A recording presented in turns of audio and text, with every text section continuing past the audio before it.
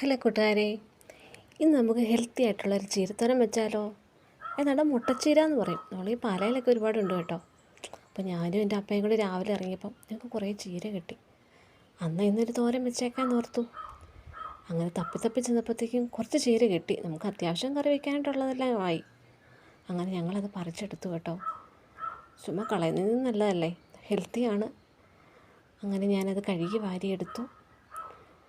പതുക്കെ ചെറുതായിട്ടൊന്ന് അരിഞ്ഞ് കറി വെച്ചേക്കാം. ഉച്ചക്കത്തേക്കുള്ള കറിയും ആവും, എന്നാൽ നമുക്ക് ആരോഗ്യത്തിന് നല്ലതുമാണ്. അങ്ങനെ ഞാൻ അരിഞ്ഞു.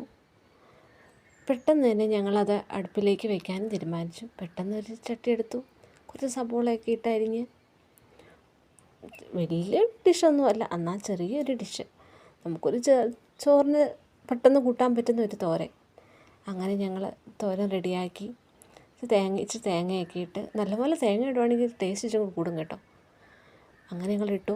2 മുട്ട ഇട്ടു. പക്ഷേ മുട്ട ഇടാനായിട്ട് ഞങ്ങൾ മറന്നുപോയി വീഡിയോ എടുക്കാനായിട്ട്. അതുകൊണ്ട് എല്ലാവരും മുട്ടയും കൂടി ഇടുക. സൂപ്പറാണ്, അടിപൊളി.